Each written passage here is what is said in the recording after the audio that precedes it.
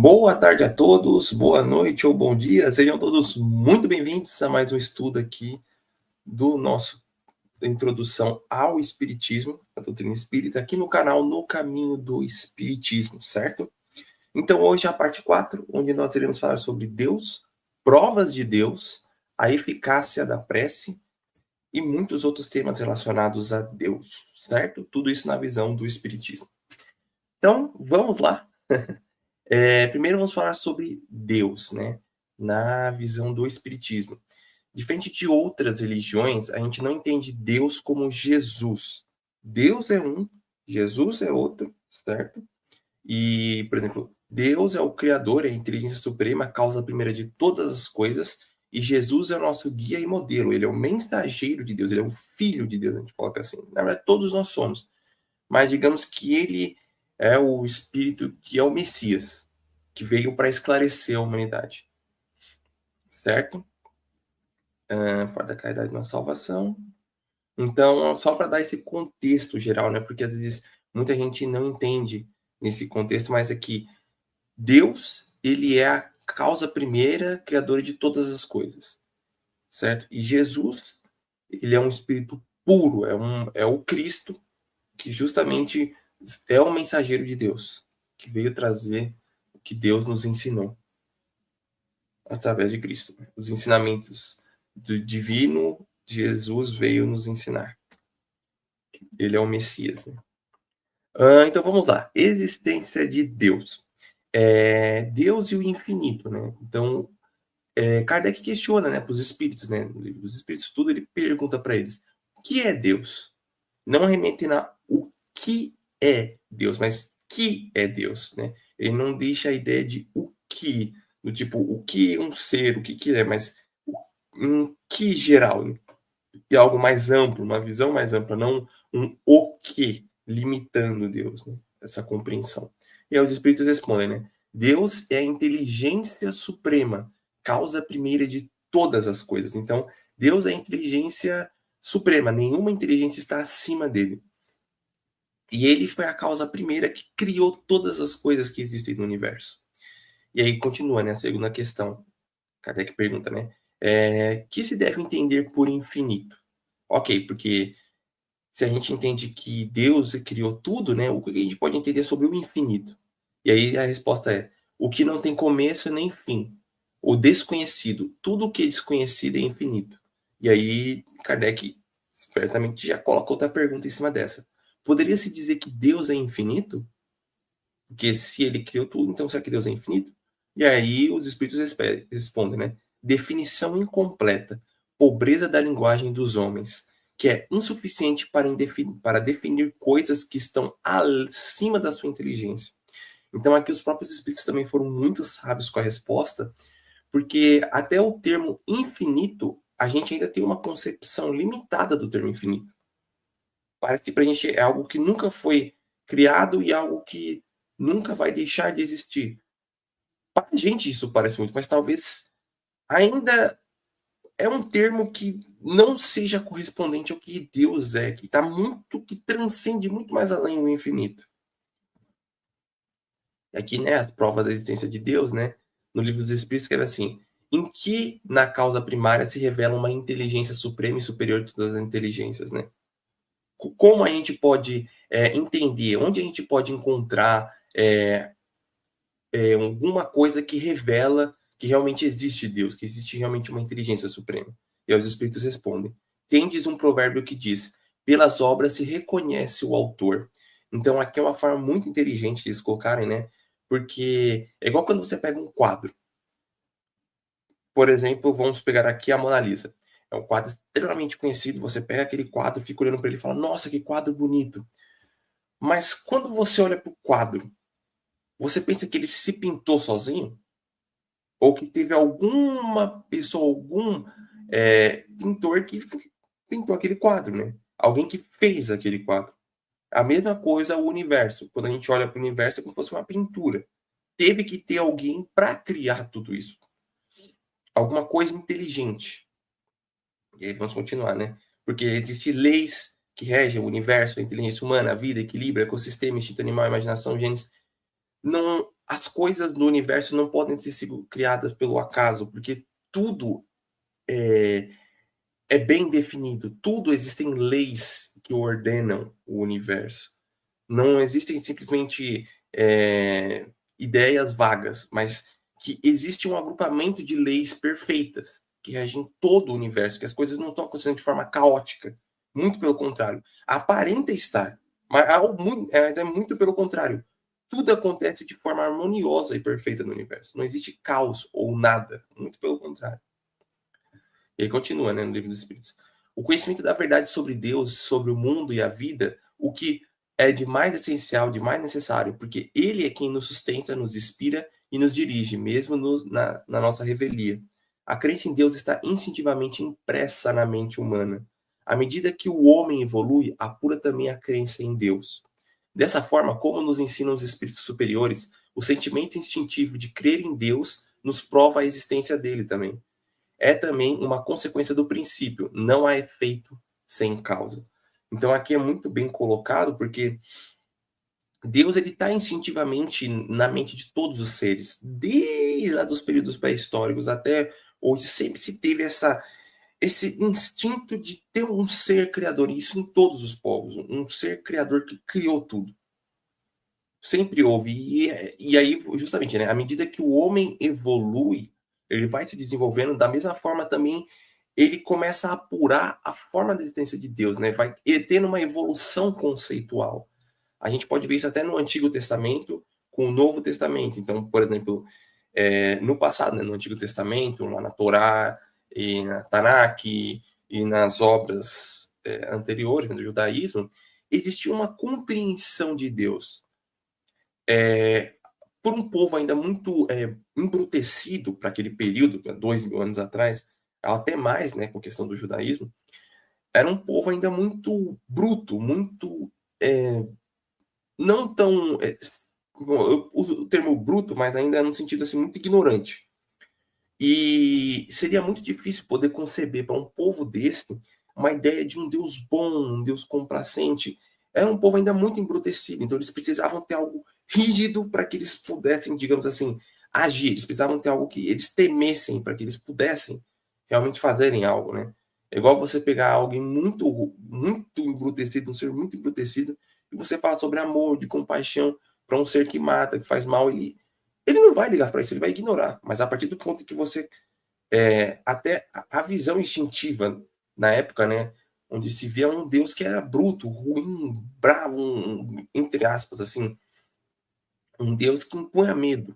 E isso fazia, entre aspas, com que as pessoas o respeitassem, mesmo que por medo.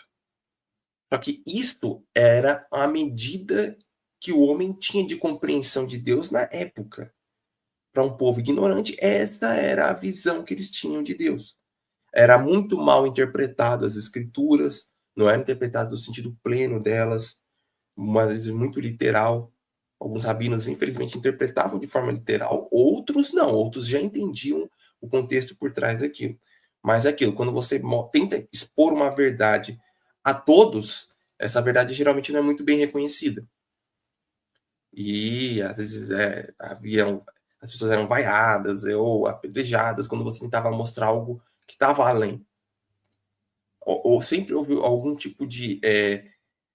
Eu não vou usar o termo repelência, né? Porque talvez esse termo nem exista, mas sempre uma ideia nova ela é repelida no seu tempo. E só posteriormente ela se confirma. E é basicamente isso, né? Então, o homem, com a medida que ele vai evoluindo, vai se depurando, vai se melhorando como ser, não só no sentido moral, mas também intelectual na sociedade, ele também vai evoluindo a sua crença em Deus.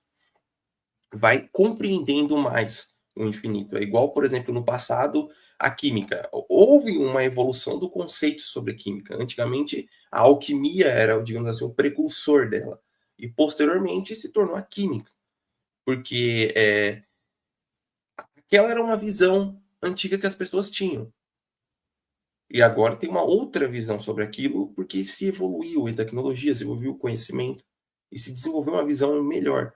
Aquilo nunca deixou de existir. Aquilo sempre existiu, mas as pessoas interpretavam daquela forma de maneira diferente. Que a química, né, as substâncias químicas de uma maneira diferente. E agora tem uma outra visão. O homem evolui e a sua visão também evolui. A mesma coisa com a crença em Deus, né? O homem tinha uma visão muito limitada ainda para poder entender toda essa riqueza e interpretava Deus ainda de uma forma muito simples. E com o decorrer do tempo que ele vai evoluindo, sua compreensão, sua moralidade, seu entendimento, é aí que a compreensão e a crença de Deus se torna ainda mais ampla, né? E aí, dessa forma, justamente os espíritos superiores nos ensinam, né, que justamente o sentimento instintivo de crer em Deus prova a existência dele também. Não só a questão de todo o universo, de toda a harmonia que já existe no universo, né, de sempre que ter uma pintura, tem que ter um pintor por trás daquela pintura para ela existir, mas também pela questão de que existe esse sentimento instintivo desde os povos antigos da existência de um Deus. Até povos totalmente isolados tinham e têm até hoje algo instintivo de que existe um Criador. Não é uma ideia pré-concebida, colocada por meios culturais ou por livros, não. Isso é algo inato do ser humano, essa ideia da existência de Deus, é algo instintivo que está na própria mente. Mais uma prova da existência de Deus, né? E aí continua, né? Poder-se argumentar que a crença em Deus resulta da educação recebida, consequências de ideias adquiridas. Entretanto, esclarece-nos os espíritos da codificação. Se assim fosse, por que existiria nos vossos selvagens esse sentimento? Opinando a respeito, Kardec nos elucida. Se o sentimento da existência de um ser supremo fosse tão somente produto de um ensino, não seria universal. E não existiria senão nos que houvessem podido receber esse ensino, conforme se dá com as noções científicas.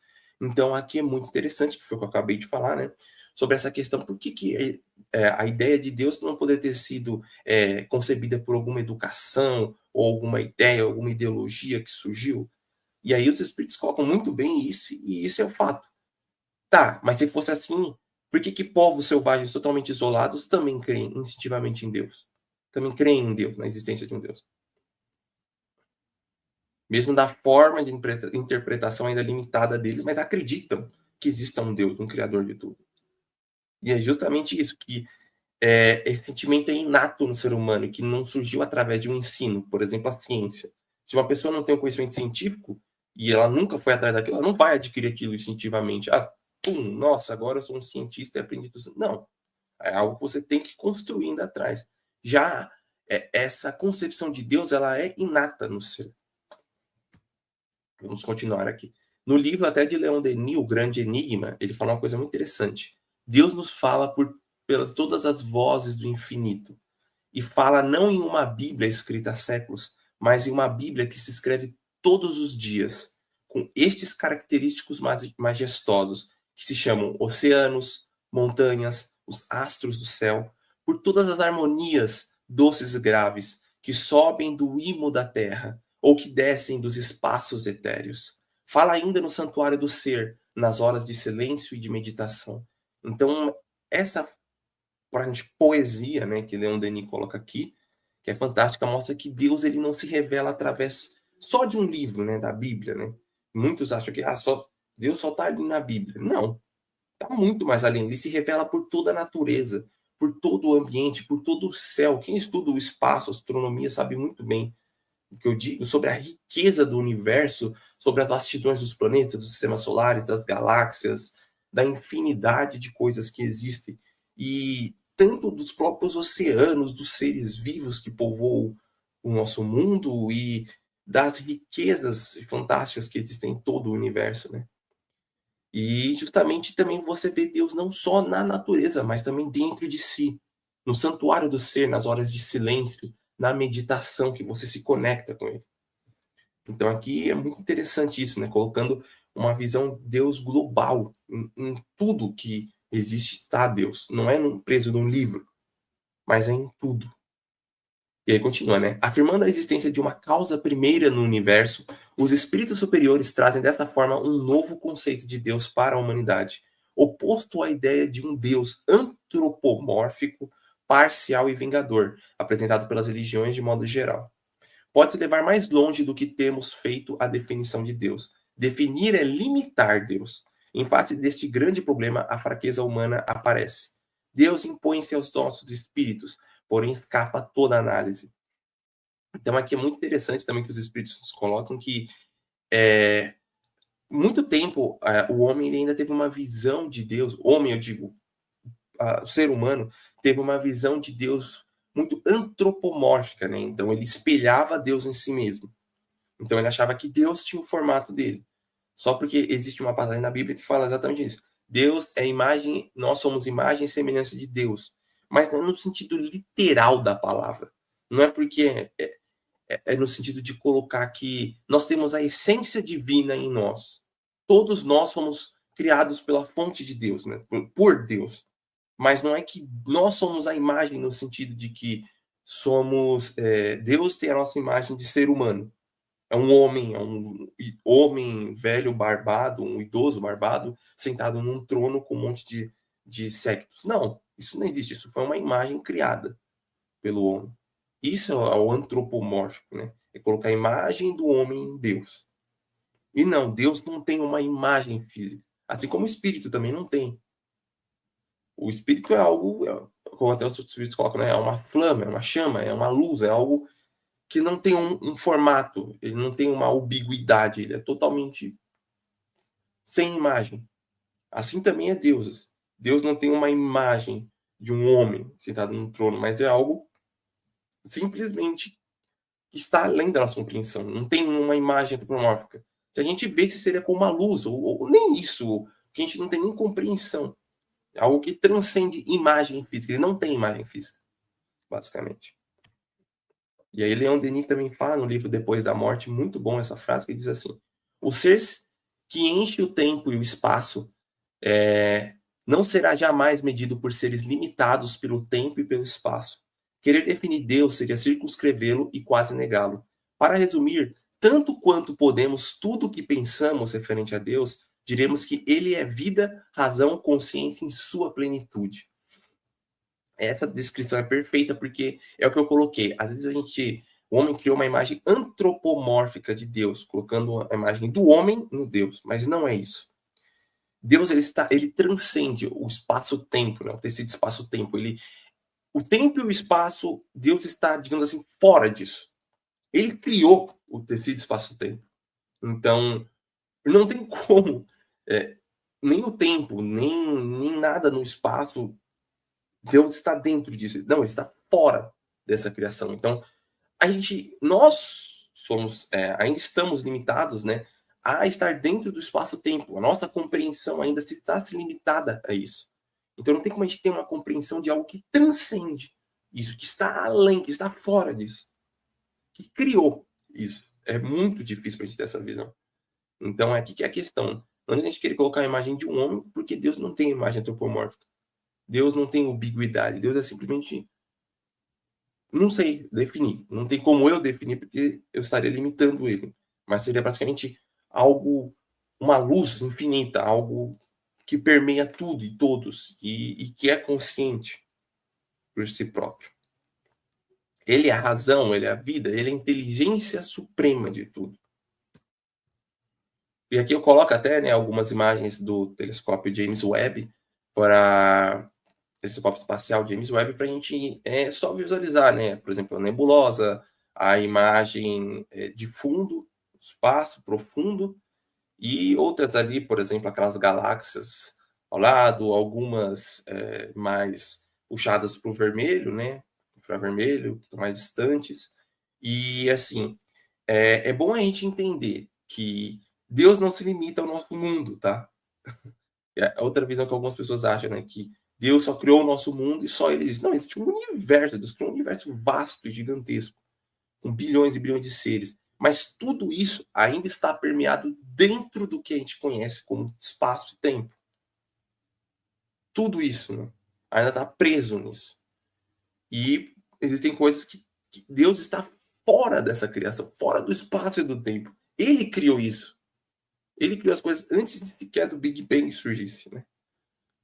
Ele quem criou o Big Bang. Então, ele está além das leis que regem o universo. Ele criou as leis. Então, ele está fora de tudo isso, ao mesmo tempo está vendo tudo isso e está conectado com tudo isso. Ele está em tudo, ao mesmo tempo está fora. É um conceito bem interessante para a gente entender como Deus é muito mais além, né? E essas fotos representam um pouco a vastidão, né? Do universo, que existem tanto nebulosas, tanto galáxias e mais variados superaglomerados de galáxias que existem espalhadas pelo universo. Certo?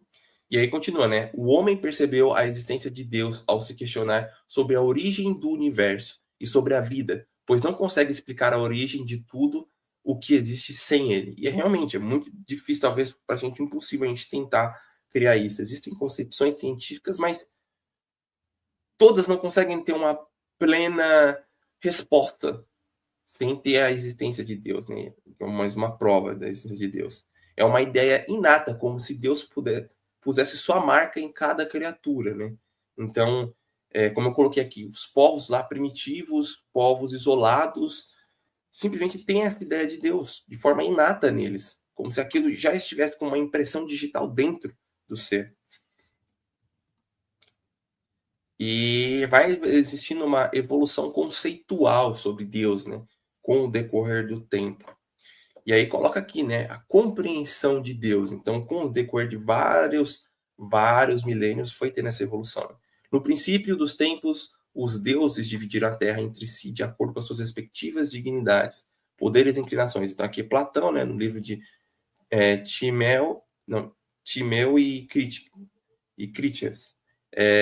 Aqui é uma concepção, né, uma visão platônica da criação divina. Então, ainda se existia uma visão mais limitada na época.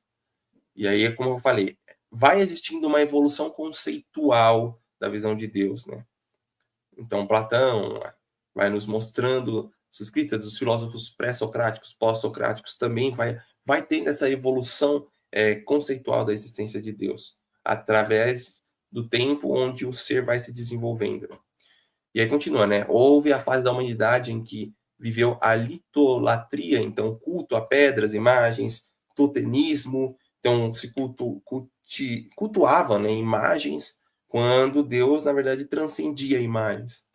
Antropoformismo, né, Deus com características humanas, como eu falei, um Deus antropomórfico.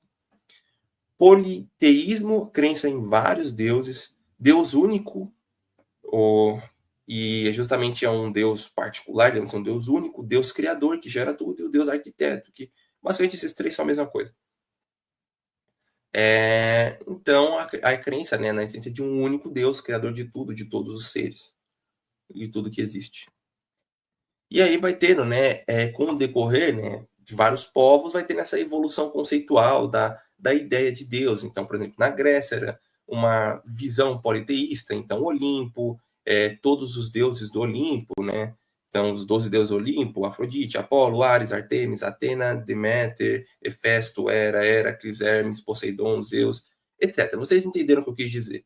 Então, era uma visão que ainda que se tinha na Grécia, certo? Depois foi tendo outras formas de compreensão de Deus. Então, no Egito Antigo, com Osíris, Íris, Horus, Tote, Ra, Sete, e assim vai indo. Anubis, eu não vou me aprofundar muito nisso, né?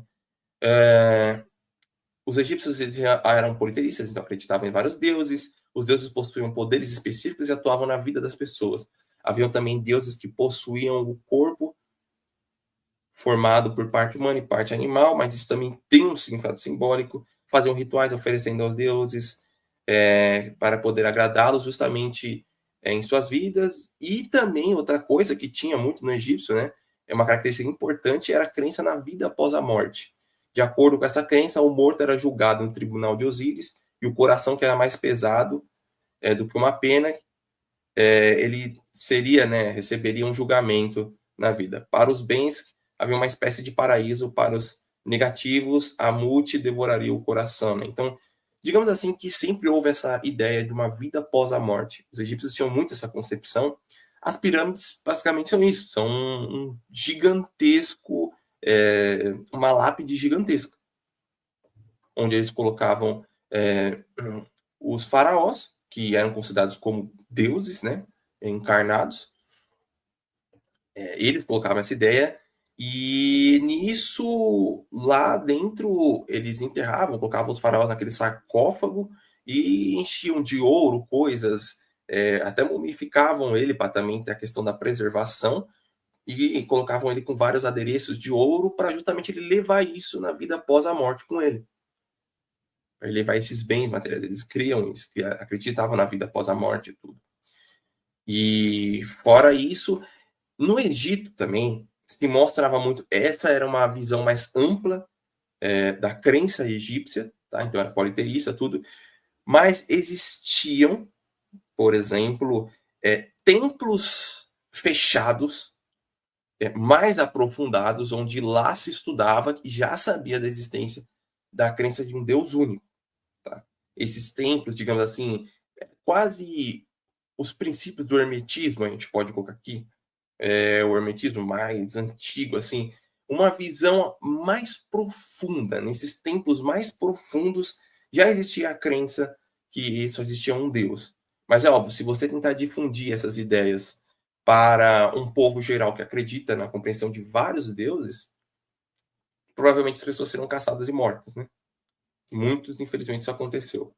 E aí existiam esses templos, pequenos templos, onde tinham mestres, e esses mestres ensinavam para os seus discípulos. Tanto é que para você poder entrar nesses templos ocultos, digamos assim, você precisava passar por vários processos para poder se mostrar, né, como um discípulo apto a lidar com aquele conhecimento, né? A receber aquele conhecimento. Vamos lá. Outras crenças, né? O hinduísmo também, muito conhecido, principalmente através dos livros dos Vedas, você vê toda aquela questão cosmológica, né? Outras formas de compreensão de Deus, na Índia, então aqui tem Ganesha, por exemplo, e aí mostra outros, Vishnu, Shiva, Krishna, e assim sucessivamente, né? A compreensão de diversos deuses. A cultura religiosa da Índia é bastante mitológica e é uma sucessão de deuses e castas que compõem as atividades sacerdotais e seus rituais. São ideias complexas em relação à alma humana e ao universo. O hinduísmo admite a transmigração da alma e a reencarnação. Então, sim, o hinduísmo acredita nisso também. E realmente, assim, o hinduísmo é uma crença muito rica para se compreender. Você tem que ler o Mahabharata, fora ter todas aquelas obras dos Vedas para você entender o precursor do Mahabharata. Aí você pega o Bhagavad Gita, o Ramayana, e assim você vai derivando o conhecimento do hinduísmo. Ele é uma religião um pouco complicada,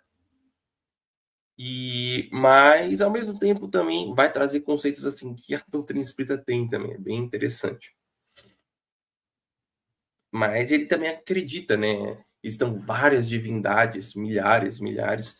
Só que o espiritismo, ele mostra, como a gente pode dizer assim, lembra que eu estava dizendo que era uma evolução conceitual? Por que muitos povos acreditavam em vários deuses? Não é? Por exemplo, a Grécia, o hindu, posteriormente vamos ver mais.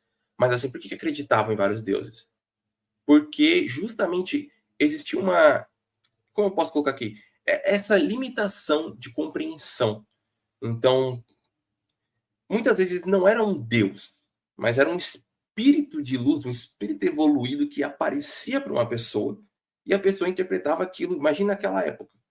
Se hoje a pessoa já acha que, nossa, é uma divindade, imagina aquele período remoto, onde o conhecimento era extremamente superficial e muito mais voltado para o lado místico. Então, se eles vissem um espírito superior evoluído ao lado deles, iam falar que aquilo é um Deus. A mesma coisa acontece. Às vezes, como a gente colocou, né, os espíritos eles se colocam da forma como eles querem. E eles poderiam aparecer para uma pessoa, falar uma forma, a pessoa fala, olha, eu encontrei Deus tal, que me falou tal coisa, tal, mas na verdade é um espírito que apareceu para ele. E aí aparece outra pessoa de outra maneira. E a pessoa, ao invés de achar que aquilo é um espírito, uma pessoa, não. Chama de um Deus. Entendeu? E aí por isso que tinha toda essa visão de vários deuses também. O espiritismo nos mostra isso. Aqui vamos colocar, né, outras formas de compreensão de Deus no budismo, né? Porque muita gente vai falar, peraí, mas o budismo não acredita em Deus. Realmente, não acredita em Deus. Mas, como a gente pode colocar aqui?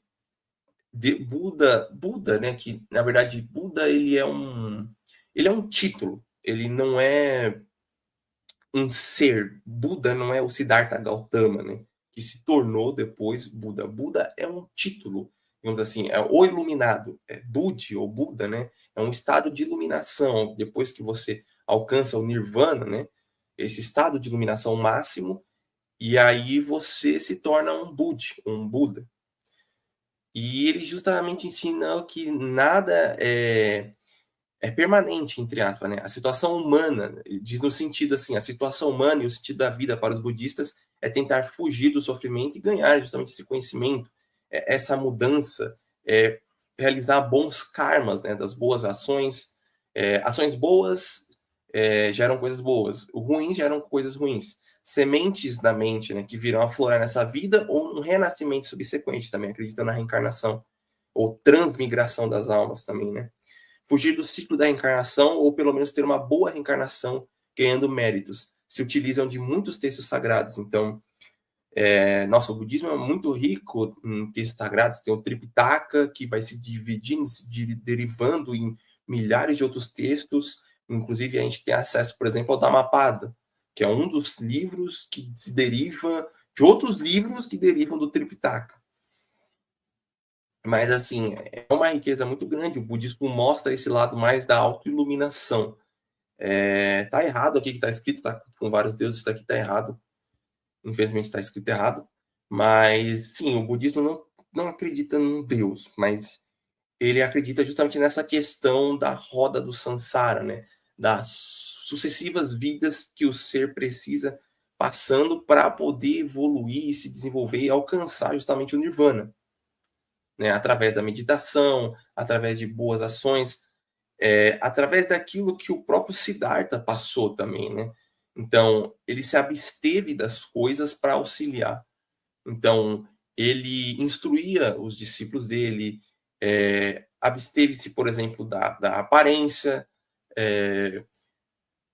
quando ele corta o cabelo, né, ele abandona lá o reinado dele com Siddhartha para viajar pelo mundo, para ver realmente a pobreza que existia, né? Depois que ele descobre que existia pobreza fora daquele palácio dele, e ele viaja pelo mundo e aprende várias crenças, religiões, e depois de meditar milhares de anos, muito tempo, vou colocar aqui, debaixo de uma árvore, sendo tentado por Mara, né, que seria o demônio, digamos assim, e várias tentações que teve, ele conseguiu alcançar o Nirvana, né, e depois voltou para trazer esses ensinamentos para todos poderem se iluminar. E também temos outros tipos de divindades, né? Como, por exemplo, os deuses nórdicos. E assim vai indo, né? Thor, Loki, Baldur, Odin, as Valquírias também podem colocar como divindades. E assim vai indo. Eu não vou me aprofundar sobre toda a mitologia aqui, mas assim, é uma forma de entender que em todos os povos sempre houve uma concepção sobre Deus. A questão, por exemplo, do politeísmo, a gente pode entender, como eu coloquei aqui no Espiritismo, né? Essa visão de que, muitas vezes, os povos, às vezes, numa época mais antiga, havia uma limitação muito grande na concepção de Deus, e às vezes quando se via um espírito muito evoluído, um ser evoluído, um espírito evoluído, que trazia um ensinamento para essas pessoas, eles achavam que era um Deus, e denominavam ele como Deus. E aí, por isso que às vezes surgem vários deuses, porque várias pessoas viram espíritos evoluídos, tinham mediunidade, que é algo que sempre foi inato em todos os seres, e acabavam achando uma coisa, quando na verdade era outra. Muitas vezes, por exemplo, os santos da Igreja Católica, que vem, sei lá, Santo Gabriel surge para alguém para passar uma mensagem, passam com um padre para passar uma mensagem. Ou, por exemplo, Santo Agostinho vê algum santo, ou no meu melhor, né? São Francisco de Assis vê algum santo, vê alguma coisa assim, tem essa visão, né, espiritual, e aí ele define como santo, mas na verdade é um espírito superior que vem se parecer com uma imagem em que mais aquela pessoa tenha afinidade, tenha mais praticidade de entender a mensagem, né? Para trazer uma mensagem de luz, esclarecimento, tudo. E aqui a gente passa para as provas da existência de Deus, né? Como eu já estava falando, né? E aí é você estudar tudo e ter essa compreensão que o Espiritismo nos mostra da fé raciocinada, que Santo Agostinho também tocava muito nisso. Justamente tem a diferença da fé cega e da fé raciocinada. Em lugar da fé cega, que anula a liberdade de pensar, Kardec e os Espíritos nos mostram, né? Não há fé inabalável, senão aquela que pode encarar a razão face a face em todas as épocas da humanidade. A fé é necessária uma base, e essa base é a inteligência perfeita do que se deve crer. Para crer não basta ver, é preciso, sobretudo, compreender. O Evangelho segundo o Espiritismo fala isso. Então, para a gente poder realmente ter uma fé verdadeira, para a gente poder ter uma fé racional, a gente não pode simplesmente acreditar em qualquer coisa que aparece para a gente. Não. A gente precisa compreender as coisas profundamente, né? E aqui fala, né? A fé inabalável é aquela que, independente, você que consegue entrar em contra a razão, frente a frente, encarar a razão frente a frente em todas as épocas da humanidade.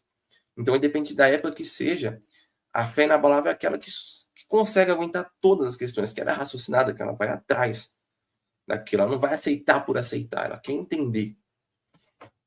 É, pois, com justiça que podemos considerar o Espiritismo como um dos mais poderosos precursores da aristocracia do futuro, quer dizer, da aristocracia intelecto-moral. O Espiritismo, com efeito, não pede para ser aceito cegamente, ele apela para a discussão e a luz. Então, por exemplo, o Espiritismo é incrível isso porque ele não é uma religião, uma doutrina que vai chegar para você e falar, ó, acredite em Deus e acabou.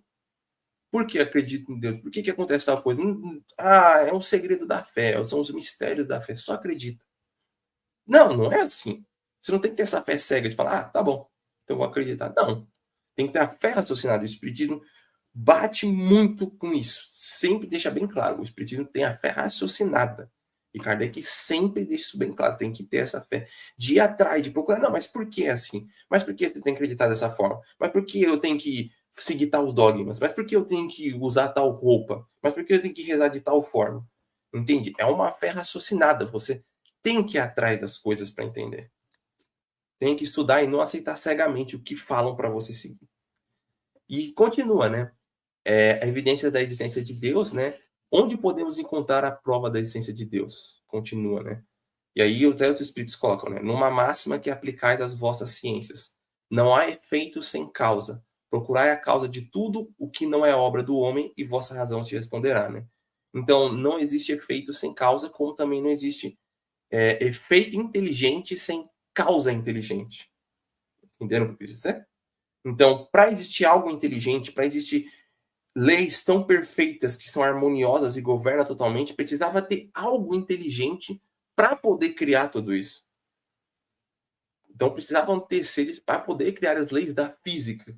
E não tem que ter um ser que criou as leis da física, né? Que são basicamente impossíveis de se romper, né? Não tem como se romper as leis da física. Já que vou romper as leis da física. Não, não é assim. Existem leis que regem tudo no universo. Desde o macrocosmos, que a gente entende mais pela relatividade geral, né, que a gente consegue entender mais sobre o macrocosmos, usando os cálculos da relatividade geral de Einstein, como o microcosmos também, né, que a gente pode colocar aqui, que são as partículas subatômicas do lado da mecânica quântica. Então, assim, tudo existem leis, tudo existem regras. Cada uma, por mais que valide alguns pontos ou algumas formas de entender as coisas, ainda são regras que não podem ser quebradas. A gente não pode simplesmente falar que eu vou quebrar a gravidade. E pum, quebrei a gravidade aqui. Não, não é assim que funciona. Existe uma lei da gravidade. Você não pode simplesmente falar, agora eu quero voar. E vou sair do planeta voando. Puf, voei. Não, você precisa seguir as regras. Você vai precisar construir um foguete com propelente. E vai precisar entender como funciona o cálculo para poder fazer o arrasto do foguete, para ele sair do planeta, ter velocidade suficiente para poder sair do planeta, sair da atmosfera e ir para o espaço mais profundo, né, digamos assim. Então, assim, a gente tem que entender essa profundidade das coisas. Entender que existem leis que regem todo o universo. E para que essas leis inteligentes, essas leis tão perfeitas e harmoniosas existam, precisa ter um autor perfeito que criou elas. Precisa ter alguém inteligente para criar elas. Né? E aí continua, né? Onde se pode encontrar provas da existência de Deus, não há efeito sem causa, procurai as causas de tudo que não é obra de homem, vossa razão responderá, daqui eu já falei, né? O homem possui sentimentos instintivos da essência de Deus, como eu também coloquei. E aqui é outro ponto muito interessante, né? Que lembra que eu falei, foi se tendo uma evolução conceitual de Deus. Mas aí veio a questão, e o panteísmo, né? A diferença da doutrina panteísta e espírita, né? No Livro dos Espíritos fala isso, né? E aí Kardec questiona os espíritos, tá bom, existe tudo isso, uma evolução conceitual de Deus, tudo mais. Deus é um ser distinto ou ele seria, segundo a opinião de alguns, resultante de todas as forças, de todas as inteligências do universo reunidas, né? Então, Deus ele seria tudo? Na verdade, nós estaremos dentro de Deus? Seria como se Deus, o universo fosse Deus em si. Não, ele não estivesse criado, ele fosse o próprio universo. E aí, esse questionamento que Kardec faz, né? E aí os espíritos respondem: se assim fosse, Deus não existiria. Porque seria efeito e não causa. Ele não pode ser ao mesmo tempo uma coisa e outra. Deus existe, não podeis duvidar, e isso é essencial. Acreditai que vos digo, e não quereis ir além. Não vos percais no labirinto, de onde não podereis sair. Isso não vos tornariam melhores, mas talvez um pouco mais orgulhosos, porque acreditareis saber, quando na realidade nada sabereis. Deixai, pois, de lado todos esses sistemas, tendes que vós desembaraçar de muitas coisas que vos tocam mais diretamente. Isto vos será mais útil do que querer penetrar o impenetrável. Então, muito interessante essa resposta aqui dos Espíritos, riquíssima, para nos mostrar justamente que Deus não é o universo, diferente da crença panteísta, né? Que muitos acham, não, Deus é todo o universo, é como se cada planeta fosse uma célula, cada bactéria que nessa célula fosse um ser vivo e Deus fosse um corpo, digamos assim. Não, isso não existe. Porque aí também seria um efeito, ele não seria a causa, ele não criaria as coisas, ele seria as coisas, entendeu? E não faz sentido. Até porque Deus ele existe por si só. Ele é o efeito, ele é a causa suprema. Ele não é o efeito, ele é a causa que criou tudo. Ele é a inteligência suprema, ele é um ser mesmo. Ele não é tudo. Ele está em tudo, ele vê tudo, ele consegue sentir tudo, mas ele não é o tudo junto que cria ele. Não. Deus não é a criação. Deus, como eu falei, está além da criação. Ele criou a criação. E é muito interessante essa visão, né? Ele não é a criação, mas ele criou a criação. É a mesma coisa que você pegar aqui e dizer que a Mona Lisa é Leonardo da Vinci. Ele não é. A Mona Lisa não é Leonardo da Vinci, entendeu? A Mona Lisa é uma coisa e Leonardo da Vinci é outra. A pintura é uma coisa e o pintor que fez aquela obra é outra. Van Gogh é uma coisa, A Noite Estrelada é outra. Entendem? Van Gogh não é A Noite Estrelada. A Noite Estrelada não está dentro do Van Gogh ali, faz parte dele, né? Digamos assim. É o coração dele, é o quadro aqui. Não, lógico que não. A Noite Estrelada é a obra que ele criou. E ele é algo que está fora da criação dele. Os dois são coisas diferentes. E assim é Deus. Ele criou a criação. Mas ele não é a criação. Certo? Agora vamos passar para os atributos de Deus. Então, quais são os atributos da divindade, né?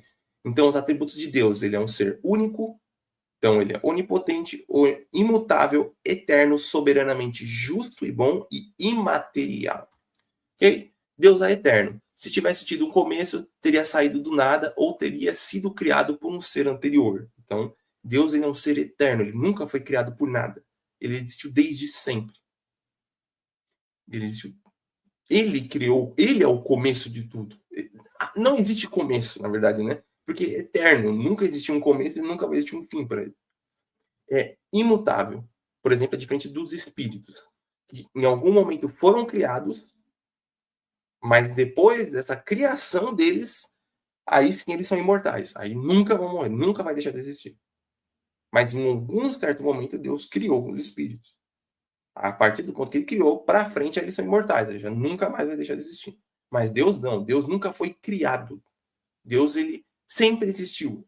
E aí, como os espíritos colocam, é difícil da gente entender isso, porque a gente tem uma visão limitada de um mundo material onde tudo é criado e destruído. A gente tem uma visão limitada de tudo, de tempo, de espaço, de tudo.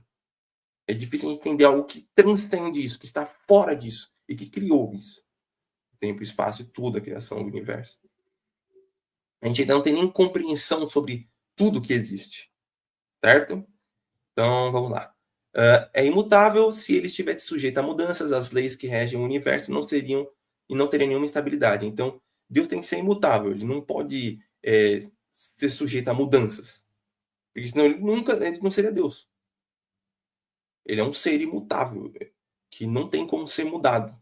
Nada, Deus agora é bonzinho, agora virou do mal. Não, não existe isso. Não existe mudança temperamental em Deus. Deus, ele é perfeito. Ele é imutável. Porque ele já é o Supremo. Não tem como ele... agora eu estou ainda mais Supremo. Não, ele já é o Supremo. Não tem isso. É imaterial. Então, se fosse material, não seria imutável. Porque tudo que é material tende a mudanças. Então, ele é um ser imaterial. Estando sujeito a... Porque se fosse material, estaria sujeito a transformações materiais. E no caso, Deus está fora da matéria. Ele é imaterial. É único, porque se houvessem muitos deuses, não haveria unidade de vista nem poder na organização do universo, que é exatamente esse problema que a gente vê nas mitologias, né? Que são extremamente, às vezes, mal, como eu coloquei, um entendimento ainda muito simplório das coisas, né? Porque Deus tem que ser único, e é justamente, só existe um único Deus. Porque a partir do ponto que a gente começa a colocar vários deuses, não existe unidade, não existe uma única organização, tudo fica desequilibrado, porque um vai querer de uma forma, outro de outro, e vai ter guerras, vai ter problemas, e não vai ter harmonia que existe no universo. Então haveria muito evidente que só existe. Deus é único. É onipotente. Se não tivesse poder soberano, haveria algum mais, ou tão poderosa quanto ele. Então Deus é onipotente, senão haveria algum ser ainda mais poderoso que ele, né? Seria um Deus criador de Deus. Então isso não existe. Deus é único e soberano. E por isso, soberanamente justo e bom, né? Então, soberanamente justo e bom, a sabedoria providencial das leis divinas se revela nas menores como nas maiores coisas. Então, o que eu falei, a providência de Deus, né? A bondade, a compaixão se mostra em todas as coisas que existem. Tudo tem um porquê, tudo tem uma causa e tudo tende ao bem. Deus não cria seres, digamos assim, melhores que outros. Todos foram criados simples e ignorantes. O Espiritismo coloca isso, né? Para ir se desenvolvendo e evoluindo. Deus não cria, por exemplo, os anjos eternamente já criados no bem, na luz, e demônios eternamente fadados ao mal e à destruição. Não, porque seria injusto. Deus, ao contrário, ele é soberanamente justo e bom. Então, com a consequência, Deus criou todos os seres simples e ignorantes, e aos poucos eles vão evoluindo com o decorrer de várias e várias e várias encarnações, milhões, milhões e milhões de encarnações, para aí sim poder alcançar o patamar de um anjo, ou ainda lá naquele começo, quando ele está preso em coisas ruins, onde ainda é um ser ainda ruim, trevoso, digamos assim, a gente pode considerar ele como um demônio, mas usar o termo demônio, mas na verdade não é um demônio, é só uma pessoa que está num estado ruim temporariamente, mas com o decorrer do tempo vai se tornar bom também. É igual aquilo, né? Não existe... O mal não é um ser criado à parte. O mal é só ausência de luz. Ele não é algo à parte. Não. O mal é só ausência de luz. Quando a luz vem, em algum momento a luz vai surgir e vai tirar aquela sombra. Ninguém está fadado eternamente ao mal. Muito pelo contrário. Todos estão fadados ao bem. O mal, digamos assim, é um estado que a gente fica estagnado. Que a gente fica preso, mas pelo nosso próprio livre-arbítrio. A gente escolhe ficar naquilo. E quando a gente aceita a bondade de Deus, quando a gente aceita nos melhorar, evoluir, querendo desenvolver, a gente ganha oportunidades em outras vidas, né? Para justamente sair daquele estado, poder alcançar e galgar coisas melhores, com outras missões. E na Gênesis fala assim, agora vou falar da providência divina, né? A providência divina é a solicitude, boa vontade de Deus para com todas as criaturas. Ele está em toda parte, tudo vê, a tudo preside, mesmo as coisas mais mínimas. E nisto que consiste a ação providencial. Então a Gênesis fala isso. Então aqui a gente entende que, por exemplo, Deus ele não vai estar limitado a um ser, não vai estar limitado a só ficar ali observando as coisas. Não. Ele criou tudo, mas ele está ao mesmo tempo gerindo todos e tudo do universo. Ele está ali vendo toda a sua criação, vendo todos os seus filhos, cuidando de cada um deles, sabe o que cada um precisa, sabe o que preside em cada um, sabe o que é necessário para cada um e ampara todos com o amor infinito de um pai que vela pelos seus filhos. E continua, né? A providência é a solicitude de Deus para com suas criaturas. É a suprema sabedoria que o Criador conduz todas as coisas. É cuidado constante e zelo interrupto, né? Então, Deus nunca nos abandona. Deus sempre está ao nosso lado. Deus sempre quer o nosso bem. Então, até que ele nos dá o livre-arbítrio para a gente escolher. E às vezes a gente se revolta, a gente não aceita e quer se distanciar dele, mas ele nunca se distancia da gente. É como se toda vez que a gente ficasse raiva, revoltado, a gente colocasse uma névoa ao nosso redor. Ou colocasse uma venda nos nossos olhos. Deus ainda está lá, mas a gente que não quer ver ele. Entendeu? É aquele ditado, dê um passo em direção a Deus e ele vai dar 1000 na sua direção. Porque ele sempre vela pelos seus filhos a todo momento. Ele nunca abandona ninguém. Ele ama todos os seus filhos profundamente, que é o bem de todos. Ele sabe a prova que cada um é capaz de passar pela dificuldade que cada um está passando. E ele sabe que isso também, os problemas, as situações difíceis vão passar. E ele está ao lado de todos, todos, sem exceção. Cada ser é importante para Deus. Muito importante. Então, quando você fica com aquele, não vou ficar procurando Deus, porque eu não mereço. Não acredito nessa mentira. Todos merecem Deus, independente do que tenham feito. Independente. Deus ama todos. E ao contrário, Deus quer. Ele deu o livre-arbítrio para justamente que vocês busquem ele, que vão atrás dele. Que é aí que tá. E aí que ele está sempre ao seu lado. Mas quando você vai atrás dele, é como eu falei, como se você tirasse a venda ou desamarrasse uma coisa e você conseguisse ver mais claramente as coisas e ele consegue te ajudar com mais facilidade. Certo? Condições, agora vamos passar para as condições e eficácia da prece, né? A eficácia da prece. Então, seja o que for que peçais na prece, crede e obtereis, e concedido vos será o que pedires. Então, aqui está em Marcos, né?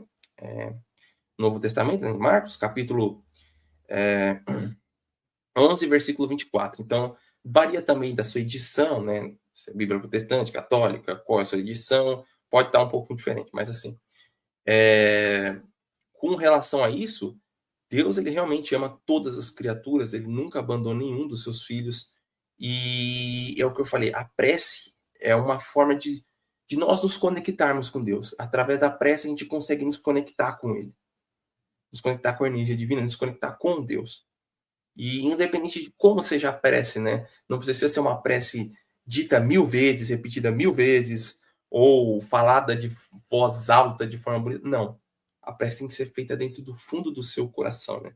Até Jesus fala, entra dentro do teu quarto, fecha a porta e faça isso em silêncio, né? É uma linguagem simbólica para se dizer, entra dentro de você mesmo, não é um ambiente quem vai te fazer oração, não são palavras bonitas, ou não é repetição de palavras mecanicamente, não. É o sentimento que você vai estar colocando naquela prece. Independente de qual seja a prece. Pode ser um Pai Nosso, uma Ave Maria, pode ser uma prece de Cáritas, pode ser, não sei, um mantra, independente do que seja, não são as palavras em si, mas é o sentimento que você põe naquilo. Mas um sentimento verdadeiro, não é um sentimento falso. Porque quando você fala por falar, não adianta nada mesmo, mecanicamente. Pai nosso, não adianta. Se você faz uma oração do fundo do seu coração, aí sim ela tem um efeito verdadeiro, que é com sentimento. E aí continua, né? Há quem conteste a eficácia da prece com o fundamento dos princípios de que, conhecendo nossas necessidades, é inútil tornar expô-las. Assim, Deus já conhece nossas necessidades e é inútil expor, né? E acrescentam que assim pensam que, achando-se tudo no universo escandeado por leis eternas, não podem as nossas súplicas mudar os decretos de Deus. E a orientação dos Espíritos de Kardec. A oração não tem como mudar as linhas de nossos destinos, efeitos daquelas causas produzidas antes, mas sim fortalecer aquelas que ora para que eles enfrentem as vicissitudes naturais e inevitáveis de sua imperícia, levianidade ou de suas tendências negativas. Então, as preces, elas não vão poder fazer uma prece para mudar algo que eu fiz no passado. Realmente é difícil, não tem como fazer isso. Porém, ela vai me dar forças para lidar com as situações que vão surgir. Não só isso, mas às vezes através da prece você pede perdão por algo que você cometeu no passado. Talvez você não possa mudar, mas você possa, através da prece, buscar esse perdão pelo erro cometido no passado e forças para que no futuro não cometa novamente. E a prece sempre nos abre oportunidades. Às vezes a gente pede uma coisa e não aparece na hora, e só depois de muitos anos ela surge.